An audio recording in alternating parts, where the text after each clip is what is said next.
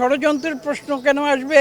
বাম ডান মধ্য সবাই তো প্রকাশ্যে বলছে যে এই সরকার বাংলাদেশকে ধ্বংস করে দিয়েছে। এখানে এদেশের প্রতিটি প্রতিষ্ঠান ধ্বংস করে দেওয়া হয়েছে। এদেশের বিচার বিভাগ দেখুন, এদেশের জাতীয় সংসদ দেখুন, এদেশের নির্বাচন ব্যবস্থা দেখুন, এদেশের সিভিল প্রশাসন দেখুন, এদেশের পুলিশ প্রশাসন দেখুন, এদেশের বিচার বিভাগ দেখুন। এখানে ষড়যন্ত্রের তো কোনো প্রশ্ন নেই। সরকার প্রকাশ্যে এই অপকর্মগুলো করে গিয়েছে।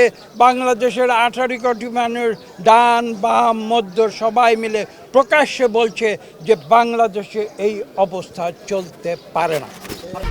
1, 2, 3 ঢাকায় জমি জিতে নিন 100% ক্যাশব্যাক সহ 20 কোটি টাকার পুরস্কার। সরকারের বিরুদ্ধে ষড়যন্ত্র করছে সেটা সরকার বলছে, কিন্তু এদেশের মানুষ তো বলেনি যে কেউ সরকারের বিরুদ্ধে ষড়যন্ত্র করেছে। তারা তো প্রকাশ্যে বলেছে যে এই সরকার একদলীয় গণতান্ত্রিক সরকার। এখানে 7ই জানুয়ারি নির্বাচনের নামে যে প্রহসন হয়েছে, সেই প্রহসনের নির্বাচনে কোনো জনপ্রতিনিধি নির্বাচিত হয়নি। আওয়ামী লীগ সরকার ঢাকায় বসে কোন সিটে কাকে এমপি বানাবে সেই প্রতিনিধিগুলো আজকে এমপি বলে নিজেদের জাহির করছে, এবং সেই এমপিদের দ্বারা আজকে একটি জনপ্রতিনিধিত্ববিহীন সরকার গঠিত হয়েছে। কাজেই ষড়যন্ত্র করার প্রশ্ন আসছে কেন? সরকার ষড়যন্ত্রের কথা কেন বলছে? সরকার জনগণকে ভয় পায়, সেটাই কি কারণ? আজকে জনগণ যা বলেছে সেটা প্রকাশ্যে বলেছে, এখানে ষড়যন্ত্রের কোনো প্রশ্ন নেই।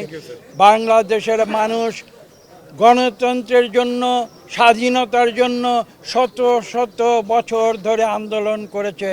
তারা পরম পরাক্রমশালী মুঘল সাম্রাজ্যের অধীনতা পর্যন্ত বাংলাদেশের মানুষ স্বীকার করে নাই।